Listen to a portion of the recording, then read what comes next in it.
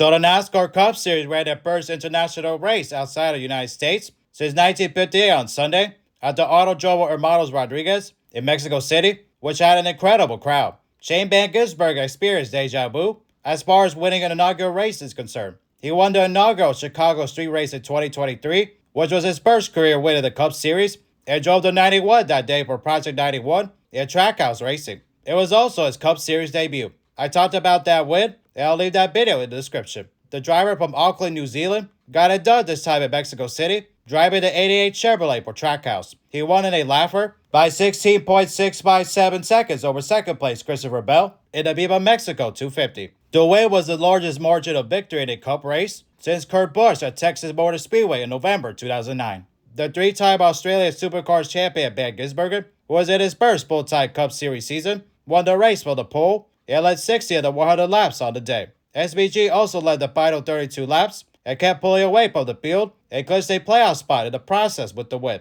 Here's Van Gisbergen talking about what the biggest challenge was with the rain, the travel issues, not feeling well before the race, and more, courtesy of Amazon Prime Video. Oh, you listed them all, man.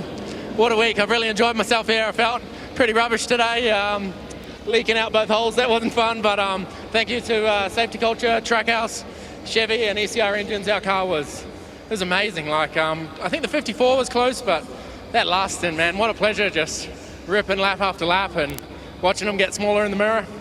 Unreal. SVG was also asked if this was the best race car he ever had, and more, also courtesy of Prime Video. Plus, he also told his crew chief to stop telling him to slow down, as the race was almost finished. Oh, it's certainly up there. I've been privileged to have some great ones in my time, but yeah, when I go slow, I just lose concentration, so I was just trying to stay in a rhythm and a routine, and Josh and Stephen, they're doing a great job keeping me calm and focused, and man, that was epic.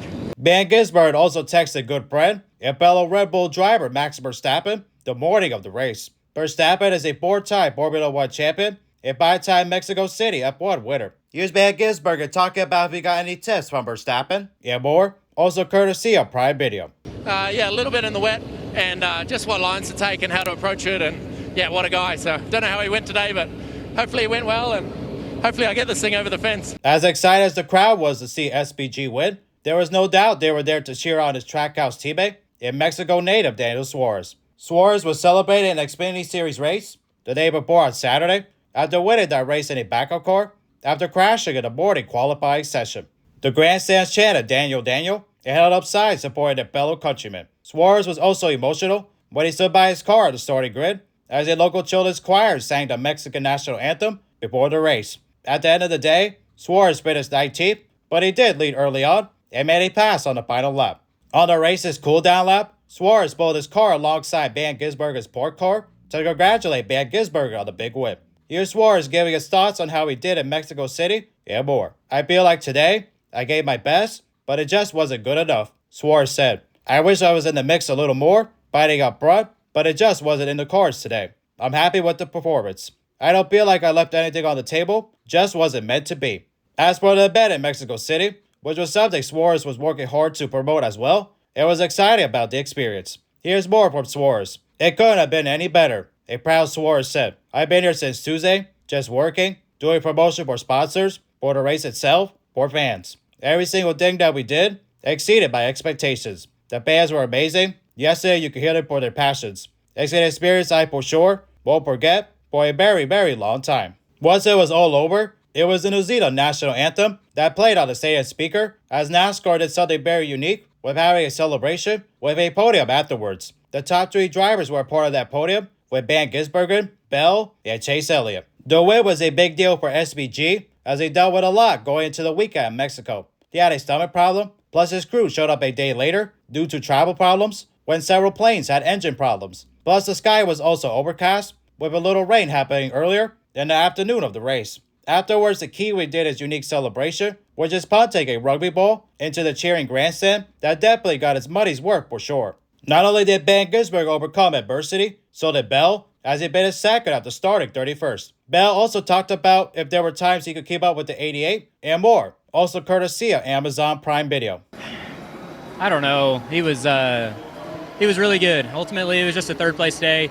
I felt like Ty was really good. So, the yellow flag bit him, and we walked away with second. So, Both days in the Xfinity car, I was a third place car, and today I felt like I was a third place car. So I think more than anything, it was just me. I need to do a little bit more homework and figure out where I can be better to keep up with these guys. The Joe Gibbs Racing Group brought an amazing Mobil 1 Camry, and I can't really say that it was my car that was lacking. I think it was on me this weekend. Bell was also asked on how cool it is to be on a podium, also courtesy of Prime Video. Yeah, I guess this is my first time for NASCAR dirt racing. It's normal, so happy for Shane. Obviously there's a lot of pressure on him to come out here and perform well in these road course races, and he sets the bar for us. Elliott wound up going into the top 5 with about 25 laps to go and kept moving forward, slowly but surely. He bit his third. Here's Ed talking about how chaotic it was to be behind the wheel and more on Prime Video. The restart was, for sure.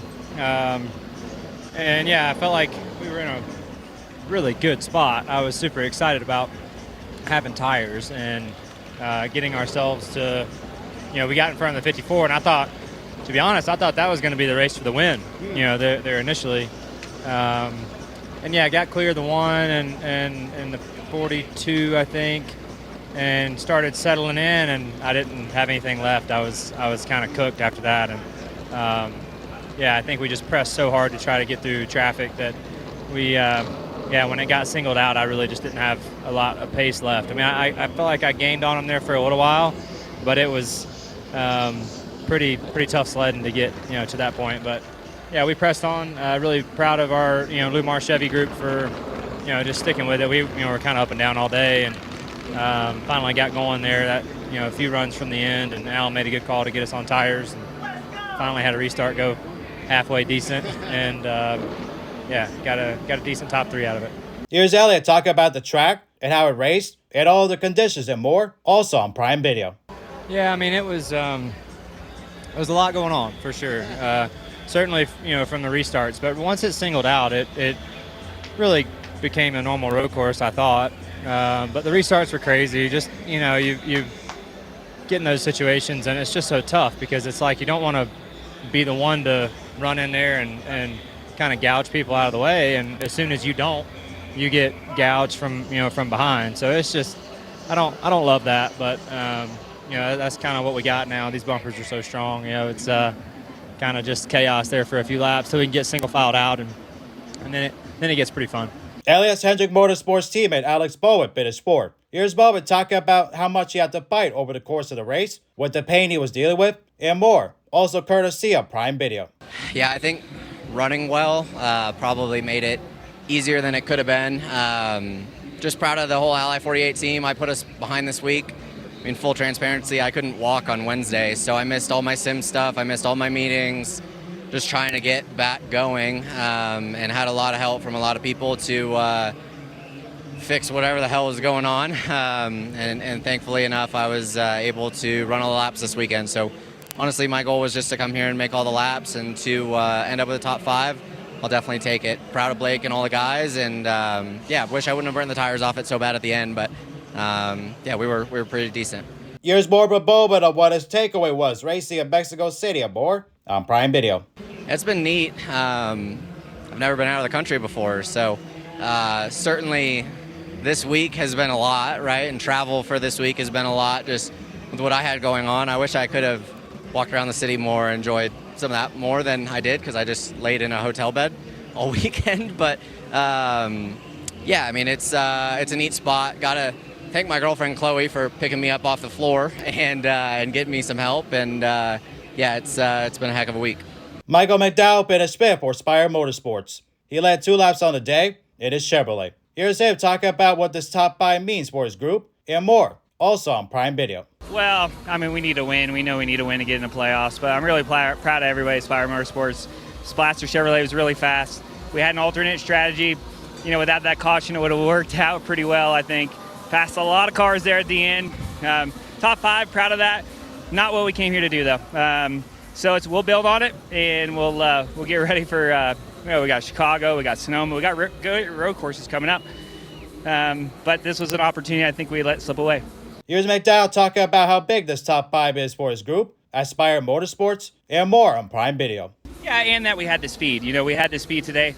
I don't know if his race winning speed was definitely top 2 or top 3. So that's what we need to do to get ourselves in the playoffs. So I feel good about that. And yeah, we'll keep fighting hard, keep getting better and better, and we'll see what happens. The rest of the top 10 was John Hunter Nemechek finishing 6th, Chase Briscoe 7th, Cole Custer 8th, championship points leader William Byron 9th, and Chris Buescher 10th. Here's Briscoe talking about fighting through everything after rebounding from an early issue in the race, and more, also courtesy of Prime Video. Yeah, we just had a really good Bass Pro Shops Toyota. It's sickening, getting tore up there that early and all the adversity we had to go through because our car was obviously really, really good. I don't know if I would have been good enough to beat Shane, but certainly probably would have ran better than 7th. So yeah, just testament to my guys. Obviously we could have given up at multiple points of the race and continued to just fight. So yeah, appreciate them. I want to say Happy Father's Day to my dad out there, and congrats to Shane too. That's almost that entire team's the 14 group from last year, so it's cool to see them win as well. Briscoe also talked about an incident he had with Ross Chastain late in the race. He was asked if it stays there in Mexico or something he will remember, also on Prime Video. No, I mean, that's just kind of how he races, I guess. He just tried to spin me out after on that original restart, he door slammed me, and then I finally caught back up to him after 10 or so laps, and I kind of just barely got into him, and then he tried to spin me out. So, yeah, it's just typical. Also on Sunday, there was a quick post-race confrontation on pit road, which kept going from an incident 2 weeks earlier at Nashville Super Speedway between Ricky Stenhouse Jr. and Carson Hocevar. The board of Daytona fired the winner, Stenhouse, leaned into Hocevar's car and had stuff to say to Hocevar. Stenhouse later told reporters that he promised to settle the score in the near future. Stenhouse finished 27th and Hocevar 34th. Championship contender Kyle Larson was involved in an 8-car accident on lap 7 and wound up finishing 36th. He was 38 laps down. Other notable finishers included Bubba Wallace finishing 12th, Ryan Blaney 14th, Tyler Reddick 20th, Joey Logano 21st, Brad Keselowski 25th, Josh Berry 26th, and Kyle Busch 37th respectively. Another notable storyline going to the weekend at Mexico City was Denny Hamlin not racing there due to the birth of his son. His fiancée Jordan Bish gave birth to their son, which is their 3rd child. Hamlin chose not to go to Mexico so he could spend time with her and his family back home. Ryan Truex, who is the brother of former Cup champion Martin Truex Jr., filled in for Hamlin in the 11th car and finished 23rd for Joe Gibbs Racing in the Toyota. Hamlin has been granted a waiver and is still eligible for the playoffs. NASCAR Hall of Famer and Hendrick Motorsports Vice Chairman Jeff Gord gave the command to start engines and mix English and Spanish in his command. Congratulations to Shane Van Gisbergen on winning at the Autodromo Hermanos Rodriguez in Mexico City. What an incredible win for him there, especially. A dominant win. What a lapper there, especially to be able to win by 16.657 seconds. Sometimes lappers happen, but not to this extent especially. Not since Kurt Busch in 2009 in Texas, like I said earlier. So definitely give Van Gisbergen credit, as he's very dominant on road courses, especially when they're being on NASCAR for the first time at new tracks. He did that in the streets of Chicago in 2023, and this time as well in Mexico City. Plus, give him credit, he finds a way. So even though he hasn't had much success on ovals, he is getting better on those type of tracks, as he's gotten top 20s and all that, especially with this playoff format still being the same, despite the fact of him being 30 points. Because of his win, he's in the playoffs and all that, so that takes away another spot for an open driver to try to get in and all that, especially on points. So that moves the cut line there, especially. But definitely pretty cool for him to be able to win, especially. What an incredible bet there in Mexico City as well. I talked about the announcement a couple months afterwards. It was announced and all that. As I said in that video, it was historic and all that, of the Cup Series coming to Mexico City and all that. I highly recommend that video, and I'll leave that in the description. But I said in that video that Daniel Suarez won the season-opening Clash race at the Los Angeles Memorial Coliseum last year. But what I meant was he won the season-opening Mexico Series race there at the LA Coliseum. Denny Hamlin was the one that won the Clash there at the LA Coliseum in the Cup race. But still, pretty cool weekend there, especially for him to be in his home country and all that. Suarez, that'd be a pretty incredible weekend for him, especially with all the promotion that he had going to the race and all that. And for him to be able to win the Xfinity race the day before on Saturday, that was a pretty cool accomplishment for him there, especially. And he'll never forget that moment as well. But yeah, it shows Mexico City has had a number of international winners, especially there, combined with the Xfinity and Cup Series, with Juan Pablo Montoya winning there in 2007 when it was the Busch Series, and over the weekend with Van Gisbergen and Suarez there as well. So that'll be pretty cool that international drivers find a way to win there as well in Mexico City in NASCAR. So that's pretty cool there, especially. But yeah, it was exciting, like I said, especially pretty cool crowd there, especially even though there was issues with the weather and all that. But definitely, once the race got settled, it was pretty cool. Even though there was some wild moments in the race, there's some incidences, but that happens when it comes to racing and all that, especially on road courses where drivers spin out and all that and get into each other because of the fact that it's narrow at times, especially in certain turns and all that. But that'd be pretty cool to see how the drivers celebrated in the stadium section as well. That reminded me a little bit of Forza Horizon 5 there, especially because of the fact that it was also in Mexico in that game. But yeah, pretty cool. Like the crowd and all that, especially to be able to see the support there, especially with the national anthem of different countries and all that, especially. That would show like how much of a race it was very internationally. So that's pretty cool there, especially. But yeah, pretty cool also to see the Amazon Prime Video. They got their start this year at the Coca-Cola 600. And that is a nice change from Kevin Harvick, Clint Boyer, and Mike Joy from Box and all that. That'd be pretty cool to be able to see Dale Earnhardt Jr. back in the booth because of the fact he wasn't in the booth last year. But definitely pretty cool to be able to see him reunited with Steve Letarte and Adam Alexander being in the booth as well. Even though I'm not a fan of Adam Alexander, that'd be pretty cool to be able to see a different booth there, especially because of the fact that the stuff with Fox was just getting a little bit stale and all that, especially with NBC as well. That'd be a nice change of pace for NASCAR to have more partners there as well, in addition to Fox and NBC, and plus with TNT coming as well. So that'd be pretty cool to be able to see that. It's also pretty cool to see Danielle Trotta back at the track there as well.